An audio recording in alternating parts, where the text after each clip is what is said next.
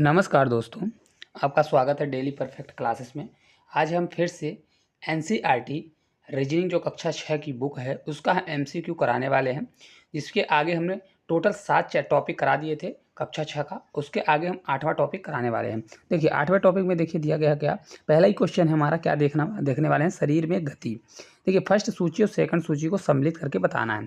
चलिए देखिए धुराग्र संधि दिया गया है, अंचल संधि दिया है, तो मिलाइए इसको। चलिए ऊपर कर देते हैं ताकि आपको पूरा क्वेश्चन दिखे। चलिए अब देख लीजिए, सभी लोग क्वेश्चन देख लीजिए क्या दिया है।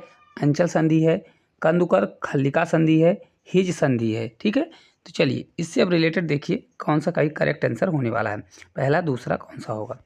चलिए इसका आंसर हम बताते हैं कौन सा होगा। यहाँ पर ऑप्शन नंबर डी होगा। कौन सा होगा? D number. देखिए कौन सा, अस्थि एवं उपास्थि मानव कंकाल बनाते हैं। कंकाल शरीर को आकृति देता है, यह चलने में सहायक है और आंतरिक अंगों की सुरक्षा करता है। मानव कंकाल खोपड़ी, मेरुदंड, पसलियों, वक्ष की अस्थि, कंधे एवं सोड़ी, मेखला तथा हाथ पांव की अस्थियों से बनता है। मानव कंकाल में विभिन्न संधियां होती हैं। क्या होती हैं? मानव कंकाल में विभिन्न संधियां होती हैं। गर्दन और सिर को जोड़ने वाली संधि को धुराग्र संधि कहा जाता है। इसके अलावा धुराग्र संधि में बेलनाकार अस्थि एक छल्ले में घूमती है। ठीक है, तो ये सब चीज़ें हैं। इसके अलावा देखिए सबका अलग अलग दिया गया है। गर्दन और सिर को जोड़ने वाली संधि को क्या बोला जाता है? गर्दन और सिर को जोड़ने वाली संधि को धुराग्र संधि कहा जाता है। इसके अलावा धुराग्र संधि में बेलनाकार अस्थि एक छल्ले में घूमती है।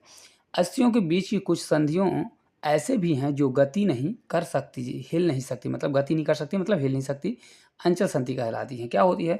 जो अचल शक्ति होती हैं, संधियाँ होती हैं, वो कभी नहीं हिलती। ठीक है, ऊपर जबड़े एवं कपाल के मध्य अंचल संधि होती है। क्या होती है?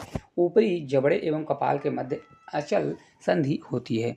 इसके अलावा कंदुर खल्लिका संधि, जो बाल एवं सॉकेट ज्वाइंट, कंधे और कूल्हे की संधियाँ होती हैं, ये सभी दिशाओं में गति करती हैं। क्या करती हैं? सभी दिशाओं में गति करती हैं। इसके अलावा देखिए क्या दिया गया है, हिज संधि कोहनी घुटने की संधियों में होती है, यह एक दिशा में गति प्रदान करती है। ठीक है, चलिए बहुत लंबी क्वेश्चन दिया है।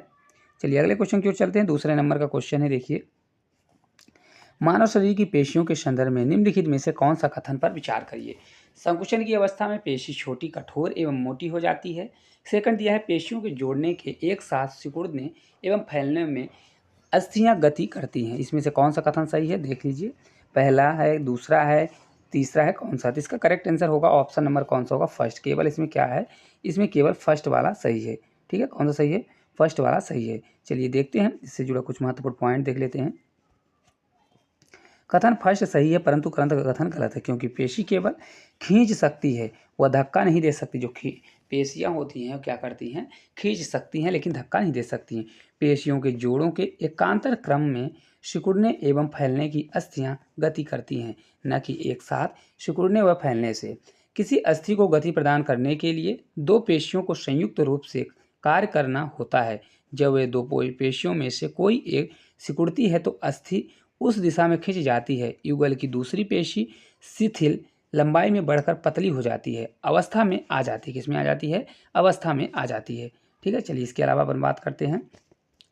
देखिए दिया गया है, अस्थि को विपरीत दिशा में गति प्रदान करने के लिए अब शिथिल पेशी सिकुड़कर अस्थि को अपनी पूर्व स्थिति में खींचती है, जबकि पहली पेशी अब शिथिल हो जाती है। किसमें हो जाती है? तो अब वह शिथिल हो जाती है। ठीक है, चलिए नेक्स्ट क्वेश्चन की ओर चलेंगे। तीसरा क्वेश्चन है, केचुहे की शरीर रचना एवं उपयोगिता के संदर्भ में निम्नलिखित में से कौन सा कथन सही नहीं है। ठीक है, पहला है, केचुहे का मेरुदंड लंबा तथा शरीर की पेशियां क्षीण एवं असंख्य होती हैं। केचुहे में गति संख्या की पेशियों में बारी बारी से विस्तारण एवं संकुचन होती है। ठीक है, चलिए इससे जुड़ा देखिए और एक आध पॉइंट दिया गया हो तो देखिए यहाँ दिया गया है, तीसरा ऑप्शन है, शरीर की अंदर सतह का सूख या बाल जैसी आकृति केचुहे को भूमि पर पकड़कर बनाने में सहायक मिलती है। तीसरा दिया है, केचुहे को मिट्टी के उपजाऊ बनाने में सहायक होते हैं। अब देखिए इसका राइट आंसर कौन सा होगा? Option number A. क्या? केचुहे के शरीर में अस्थियां नहीं होती। अस्थियां मतलब हड्डियां नहीं होती हैं, परंतु इनमें पेशियां होती हैं। ये पेशियां इनके शरीर के घटने मतलब संकुचन और बढ़ने विस्तारण सहायता करती है। पेशियों के संकुचन विस्तारण की प्रक्रिया से ही केचुहा गति करता है। क्या होता है? संकुचन मतलब सिकुड़ती हैं, फैलती हैं, सिकुड़ती हैं, फैलती हैं, जिससे क्या होता है इनकी गति में परिवर्तन मतलब गति ये चल पाते जाता है। ए गलत है, कथन बी और सी डी सही है, मतलब 3 ठो सही है। इसमें से गलत कौन सा है? गलत ए वाला इसमें गलत है। ठीक है, चलिए इसके अलावा भी देखिए दिया गया है केचुहे के शरीर में छोटे छोटे अनेक सूख मिट्टी उसकी पकड़ को मजबूत बनाते हैं, जिससे शरीर में कुछ चिकने पदार्थ होते हैं, ये भी इसके चलने में सहायक होते हैं। इसके अलावा केचुहे अपने रास्ते में आने वाली मिट्टी को खाते हैं, उसका शरीर अनपचे पदार्थ को बाहर निकालता है। केचुहे द्वारा किया गया यह कार्य मिट्टी को उपजाऊ बनाता है, जिससे पौधों को फायदा होता है। ठीक है, ये तो सब लोग जानते हैं। केचुआ जो मतलब खाने के बाद जो मतलब निकालता है बाहर, तो क्या होता है वो बहुत ही उपजाऊ होने वाला है।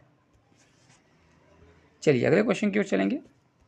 अगला क्वेश्चन है केचुहे के श्वसन के संदर्भ में निम्नलिखित में से कौन सा कथन सही है? ठीक है, ऑप्शन ए केचुहे नासिका ग्रंथिका के द्वारा श्वसन करते हैं, केचुहे त्वचा द्वारा श्वसन करते हैं, केचुहे मुख द्वारा श्वसन करते हैं, उपयुक्त इनमें से कोई नहीं। तो ऑप्शन नंबर बी जो है करेक्ट आंसर होगा, केचुहे त्वचा के द्वारा श्वसन करते हैं। जैसे मनुष्य फेफड़े द्वारा श्वसन करता है, तो इसी प्रकार केचुहा क्या करता है? त्वचा द्वारा श्वसन को करता है। चलिए इससे कुछ जुड़े हुए महत्वपूर्ण पॉइंट देखें। देखिए वही दिया गया है, निम्नलिखित कथनों पर विचार कीजिए। ठीक है, पहला ऑप्शन है घोड़े का कवक इसका वाह कंकाल कहलाता है, परंतु यह अस्थियां का नहीं बनना होता। ठीक है, नेक्स्ट है घोंघे के पैसे पाद चलने में उसकी सहायता करते हैं। किसमें करते हैं? तो उसकी सहायता करते हैं। देखिए तीसरा दिया है यह कवक घोंघे के वजन को संतुलित करता है, इससे भी उसे चलने में सहायता मिलती है। ठीक है, तब बताइए इसमें से कौन सा करेक्ट होगा? पहला दूसरा होगा। चलिए ऑप्शन आपको दिखा देते हैं। इसमें पहला होगा कि दूसरा होगा कि केवल पहला और तीसरा होगा कि दूसरा और तीसरा कि पहला दूसरा तीसरा होगा? तो करेक्ट आंसर इसका क्या होने वाला है? ऑप्शन नंबर जो ए है पहला और दूसरा करेक्ट आंसर है। ठीक है, चलिए देखते हैं इससे जुड़े कुछ महत्वपूर्ण पॉइंट की बात करें। देखिए दिया गया है घोंघे का कवक इसका वाह कंकाल है, परंतु यह अस्थियों का नहीं बना होता। किसका नहीं बना होता? अस्थियों का नहीं बना होता। यह कवक एकल एकक क्या होता है? एकल जो एकक होता है और यह घोंघे को जलने में कोई भी सहायता नहीं करता। ठीक है, इसके अलावा ये घोंघे के साथ खींचता जाता है, अतः कथन 3 जो है गलत है। इसके अलावा घोंघे के पाद मतलब पैर एक मोटी मांसल संरचना के रूप में होते हैं, जो दृढ़ पेशियों से बने होते हैं। घोंघे अपनी इन्हीं पेशी पाद की सहायता से चलता है। किससे? इन्हीं की सहायता से वह चलता है। ठीक है, चलिए अगले क्वेश्चन की ओर चलेंगे।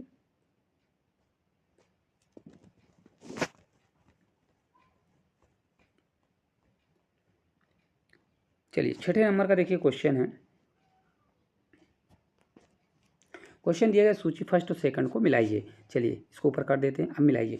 तिलचट्टा का किससे संबंध होगा? इसका शरीर अनेक वलय से मुड़ा होता है। कि पक्षी का किससे होगा? मछली का, सर्प का।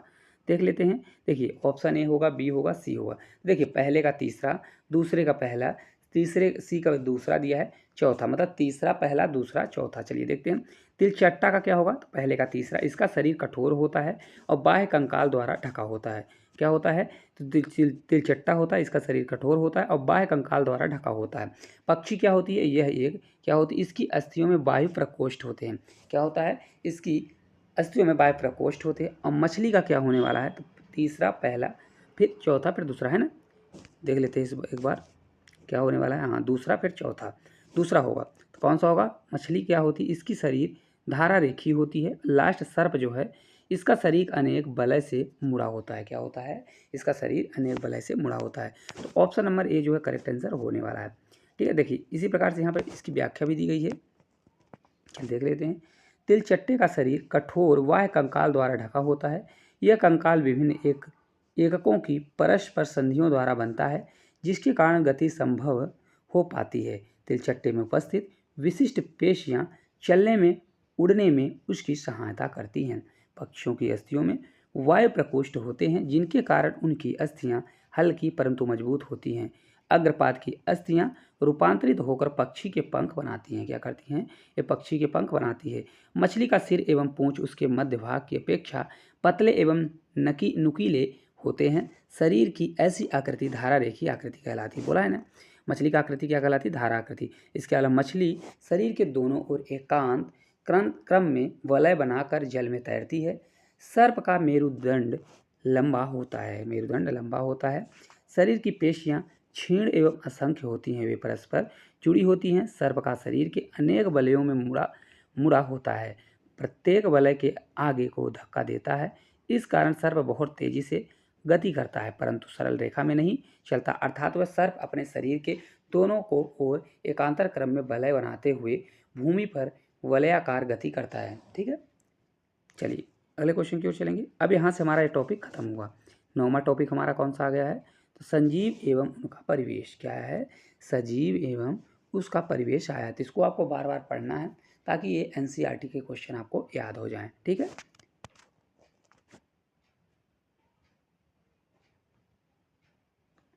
देखिए पहला ही क्वेश्चन है, पौधे और जीवों में अनुकूलन के संदर्भ में निम्नलिखित कथनों पर विचार कीजिए।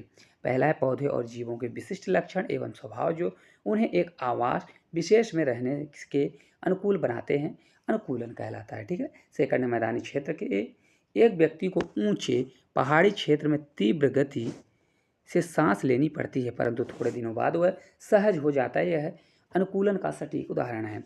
चलिए देखते हैं, देखिए इसका राइट आंसर देख लेते हैं क्या दिया है। देखिए इसका correct answer option number A है। कथन जो फर्स्ट है सही है, परंतु सेकंड गलत है, क्योंकि अनुकूलन अल्पकाल में नहीं होता, मतलब थोड़े समय में नहीं होता। यह हजारों वर्षों में आए परिवर्तनों के प्रति पौधे एवं जीवों के अनुकूल में होने से संबंधित है।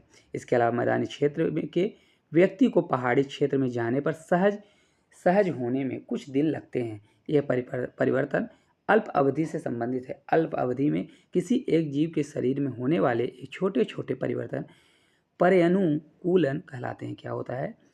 पर्यानुकूलन कहलाते हैं। यह परिवर्तन हजारों वर्षों के लिए अनुकूलन से भिन्न है। क्या है? यह परिवर्तन हजारों वर्षों में हुए अनुकूलन से भिन्न है। ठीक है, चलिए अगले क्वेश्चन की ओर अपन चलें।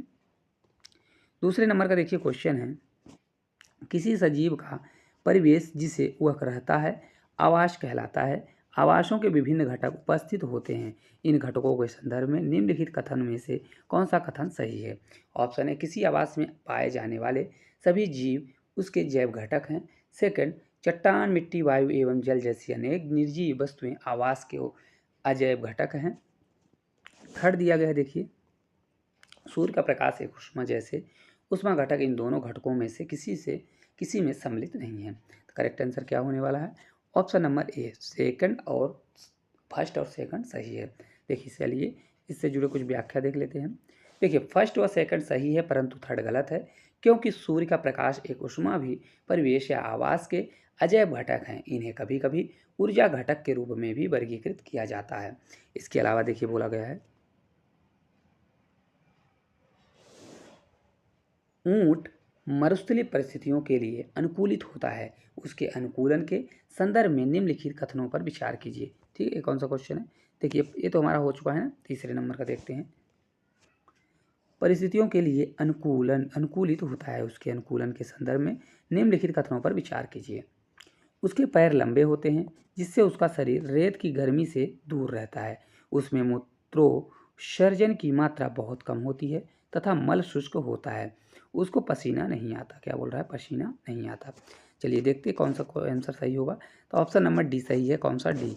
इसमें फर्स्ट सेकंड थर्ड तीनों ही उपयुक्त सही हैं। चलिए देख लेते हैं। देखिए दिया गया है, उपयुक्त तीनों कथन सही हैं। उपयुक्त सभी विशेषताओं के कारण ऊँट के शरीर में जल का हावास मतलब हास बहुत कम होता है, इसलिए जल के बिना भी वे कई दिनों तक रह सकते हैं। मतलब उसमें ऊँट में जल का क्या होता है? हाश, मतलब वो ख़त्म नहीं होता है, उनके पास जल का आपूर्ति रहती है, जिसके कारण वो बहुत दिनों तक बिना जल के भी रह सकते हैं। देखिए निम्नलिखित पर विचार करिए, मछली, स्क्विड और ऑक्टोपस। चलिए इसके और ऑप्शन आपको दिखाते हैं। देखिए इनमें से कौन सा धारा रेखी है? धारा रेखी मतलब एक रेखा में, देखिए जैसे मछली होता है धारा रेखी। देखिए यहाँ पर दिया है ना, ऑप्शन सी करेक्ट आंसर होगा। देखिए मछली का शरीर धारा रेखी होता है, यह मछली को पानी में गति करने में सहायक होता है। मछली का शरीर चिकने सल्कों से ढका होता है।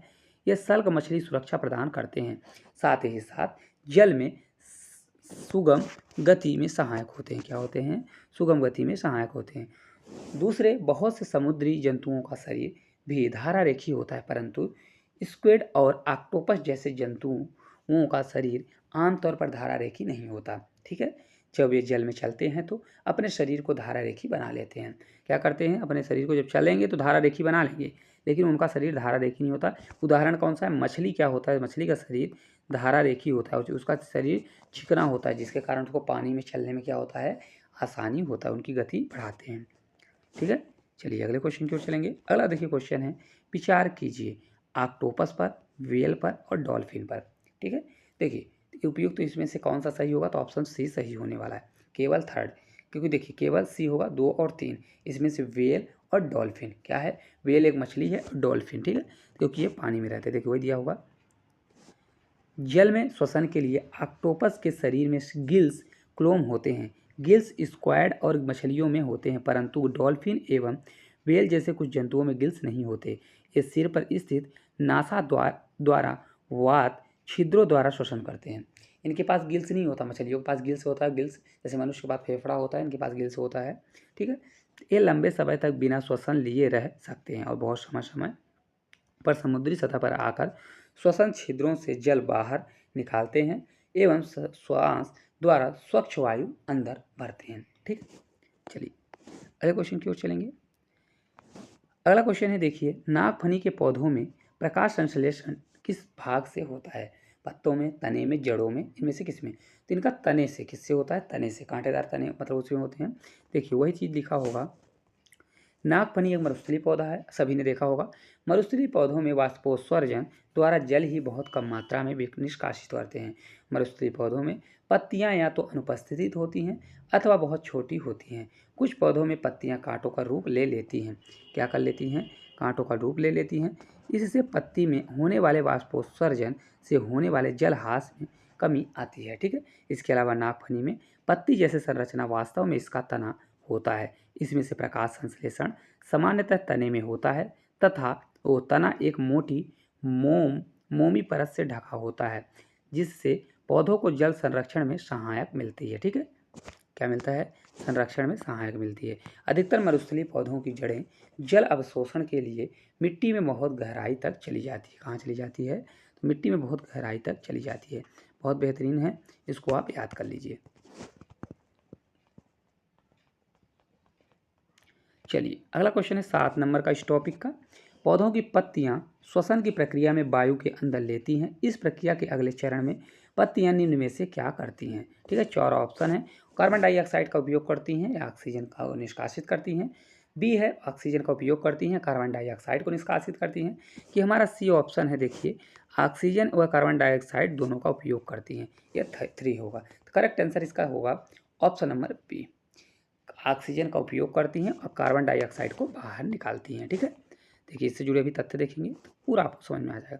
पौधों की श्वसन क्रिया में गैसों का आदान प्रदान की मुख्यतः रूप से पत्तियों द्वारा होता है। पत्तियां सूक्ष्म रंध्रों द्वारा वायु को अंदर लेती हैं तथा ऑक्सीजन का उपयोग करती हैं। वे कार्बन डाइऑक्साइड वायु में निष्कासित करती हैं। ठीक है, प्रकाश संश्लेषण की क्रिया में पौधे प्रकाश की उपस्थिति में वायु की कार्बन डाइऑक्साइड का उपयोग भोजन बनाने के लिए करते हैं तथा ऑक्सीजन छोड़ते हैं। पौधे केवल दिन के समय ही भोजन बनाते हैं, जबकि श्वसन क्रिया दिन और रात दोनों में निरंतर चलती रहती है। ठीक है, अगला क्वेश्चन है, देखिए भोजन बनाने की प्रक्रिया में निष्कासित ऑक्सीजन की मात्रा पौधों द्वारा श्वसन में उपयोग की गई ऑक्सीजन की अपेक्षा बहुत अधिक होती है। 8 नंबर का क्वेश्चन है, निम्नलिखित में से किन में श्वसन प्रक्रिया संपन्न होती है? पौधों में, जीव में, बीज में। करेक्ट आंसर होगा ऑप्शन नंबर डी, तीनों में। पौधों में भी होता है, जीव में भी होता है और बीज में भी, है ना। श्वसन सभी जीवों का विशिष्ट लक्षण है। यह सभी सजीवों के लिए आवश्यक है, क्योंकि ग्रहण किए गए भोजन में श्वसन के द्वारा ही शरीर को ऊर्जा मिलती है। पौधे व जीवों के समान ही बीजों में भी श्वसन होता है। गेहूं की बोरी में कुछ गर्मी उत्पन्न होती है। यह गर्मी बीजों में श्वसन के कारण उत्पन्न होती है। बीजों में श्वसन की क्रिया उस समय भी चलती है रहती है जब अन्य जैव पराक्रम उतने ही सक्रिय होते हैं। अगला क्वेश्चन है, निम्नलिखित पर विचार करें।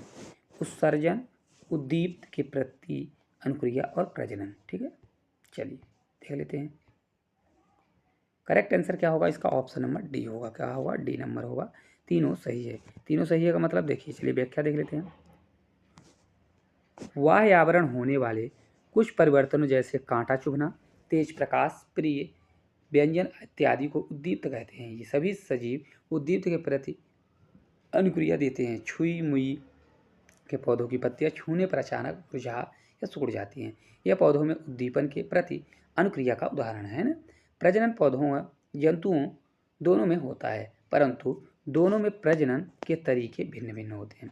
ठीक है, पौधों और जीव में प्रजनन के तरीके अलग अलग होते हैं। तो इस प्रकार इस टॉपिक के जितने भी क्वेश्चन थे सभी को हमने कर चुके हैं। आपको क्लास किस प्रकार से लगी? ज़्यादा बड़ी क्लास नहीं करेंगे, 20 मिनट की हो चुकी है, तो ज़्यादा बड़ी नहीं करेंगे। क्लास आपको किस प्रकार से लगी? आप लोग पहले इसको ज़्यादा शेयर करिए। अगर आपको पूरा पढ़ना है तो आप लोग कमेंट करके ज़रूर बताइए। ठीक है, धन्यवाद।